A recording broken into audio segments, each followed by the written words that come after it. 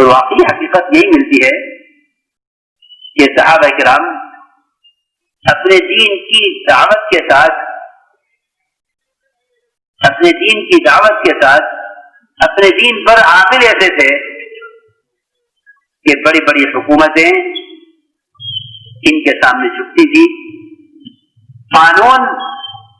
یہ قانون کے تابع نہیں تھے، قانون ان کے تابع تھا. یہ شکل کے تابع نہیں تھے، شکل ان کے تابع تھی.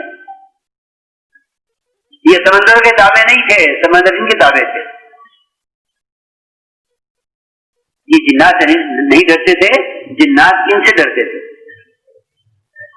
زندگی کا کوئی شعبہ، دنیا کی کوئی مخلوق ایسی نہیں تھی جس سے یہ پابند ہو، بلکہ سب ان کے پابند. کیوں؟ اس لیے کہ اللہ تعالیٰ کا یہ وعدہ حق ہے کہ تو میری طرف لوگوں کو لے کر آ، میں اپنی ساری مخلوق کو تیری خدمت میں لگا دوں گا. یہ اللہ کا دستور ہے، اس کے یہاں کوئی کام دستور کے خلاف نہیں ہوتا. ان تنصروا اللہ ینصرکم، یہ تمام صحابہ کرام کی تمام صحابہ کے غیبی تائیدات کا جو خلاصہ ہے وہ یہ ہے، ان تنصروا اللہ ینصرکم، کہ میں تمہارا مددگار اس شرط کے ساتھ ہوں کہ تم میرے دین کے مددگار رہو. اس لیے میرے دوستوں بزرگوں عزیزوں، سب سے اہم مسئلہ دین کے جاننے کا نہیں ہے، دین پر استقامت کا ہے. دین پر استقامت، وہ استقامت جو ہوگی وہ استقامت کی قوت جو پیدا ہوگی وہ دعوت کی اللہ سے پیدا ہوگی. یہ اللہ تعالیٰ کا دستور ہے، یہ اللہ کا دستور ہے کہ مسلمان کو اپنے دین پر استقامت، وہ دعوت کی اللہ سے ہی باقی رہے گی. اگر یہ دعوت چھوڑ بیٹھے گا تو یہ مجروح ہو جائے گا. آپ اندازہ کیجئے،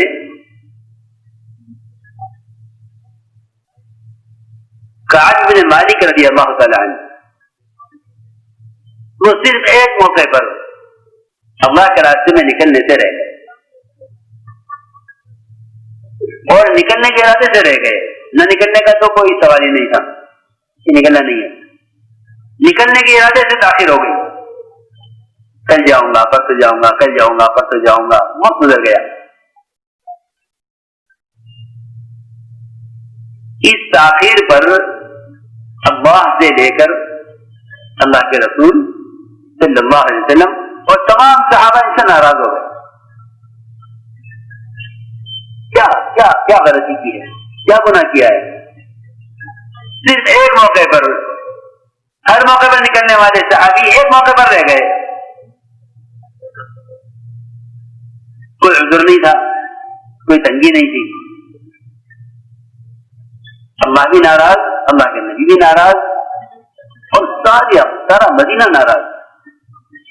ان کے چچا کے لڑکے جو سب سے زیادہ ان کو محبوب تھے، انہوں نے ان سے پوچھا کہ مجھے صرف اتنا بتا دو کہ مجھے اللہ کے رسول سے محبت ہے نا، اس طرح ہاں کر دو کہ محبت تو ہے مجھے.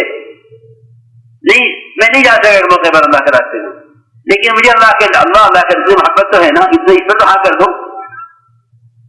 ان کے جگری دوست نے کہا کہ میں کچھ نہیں کہہ سکتا اس بارے میں، یہ تو اللہ کے رسول ہی جانتے ہیں کہ اس میں اللہ کے رسول سے محبت ہے یا نہیں. اتنی سخت بات، اس نے یہ جواب دیا، میں کچھ نہیں کہہ سکتا. کیوں کہ اگر تمہیں اللہ کے رسول سے محبت ہوتی اس موقع پر تم پیچھے نہ دیتے. میں کیسے کہہ دوں کہ تمہیں اللہ کے رسول سے محبت ہے؟ اگر تمہیں اللہ کے رسول سے محبت ہوتی تو یہ ناراضگی کا عمل نہ ہوتا تم سے. اس درمیان میں جو سارا مدینہ منورہ بائیکاٹ کیے ہوئے تھا کعب بن مالک کا اور ان کے دونوں ساتھیوں کا، اس درمیان میں غسان بادشاہ نے ان کو خط لکھا، ان صاحب قد جفاکا، کہ تمہارے ساتھی نے تمہارے ساتھ زیادتی کی ہے، तुम ضائع ہونے کے لیے نہیں ہو, آؤ ہمارے پاس آ جاؤ, ہم تم پر مہربان ہوں گے, ہم تمہاری خیر خبر لیں گے. صاحب مالک ابھی اللہ تعالیٰ نے خط پڑھتے ہی یہ فرمایا کہ ایک مصیبت ختم نہیں ہوئی تھی کہ دوسری مصیبت آ گئی. ایک مصیبت نہیں چلی تھی کہ دوسری مصیبت آ گئی. خط پڑھا ایک مرتبہ اور تندور میں آگ جل رہی تھی, وہ بادشاہ کا خط, ان حالات میں جس میں کوئی مدینہ منورہ میں ان کے سلام کا جواب دینے والا نہیں. بیوی تک سے کہہ دیا آپ نے کہ بیوی سے کہو کہ وہ اپنے میکے چلی جائے, آپ کے ساتھ نہ رہے. کیوں؟ کہ ہم دیکھنا چاہتے ہیں, ہم دیکھنا چاہتے ہیں کہ ہمارا امتی ہے یا نہیں. اگر ساری دنیا اس سے ناراض ہو جائے تو یہ ہم سے خوش ہے یا نہیں. میں جو عرض کر رہا ہوں میں بہت ضروری بات عرض کر رہا ہوں. یہ ایک امتی ہے, ہمیں یہ دیکھنا ہے کہ ان سب کے بائیکاٹ کرنے کے بعد آپ کو اللہ کے رسول سے کیسی محبت ہے. ایسا تو نہیں کہ جب آپ پر کوئی حال آئے تو آپ اپنا دین بدل بیٹھے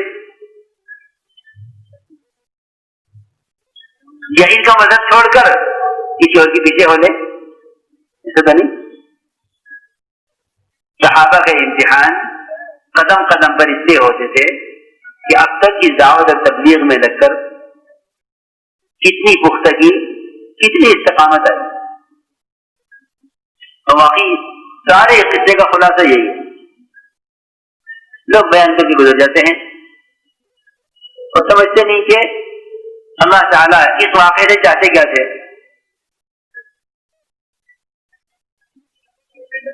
خط کسی عام آدمی کا نہیں, کپتان بادشاہ کا ہے.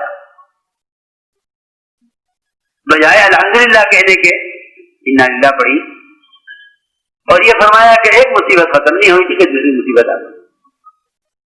فوراً خط کو تندور میں ڈالا. اس بات کو ثابت کرنے کے لیے کہ اگر ساری دنیا ناراض ہو جائے تو ہم اللہ کے رسول کو چھوڑنے والے نہیں ہیں. یہ میں عرض کر رہا ہوں کہ یہ تھی وہ استقامت, یہ تھی وہ استقامت. لیکن غسان بادشاہ نے دعوت اس وقت دی ان کو جب یہ ایک موقع پر اللہ کے راستے میں نکلنے سے بیٹھ گئے. صرف ایک موقع پر اللہ کے راستے میں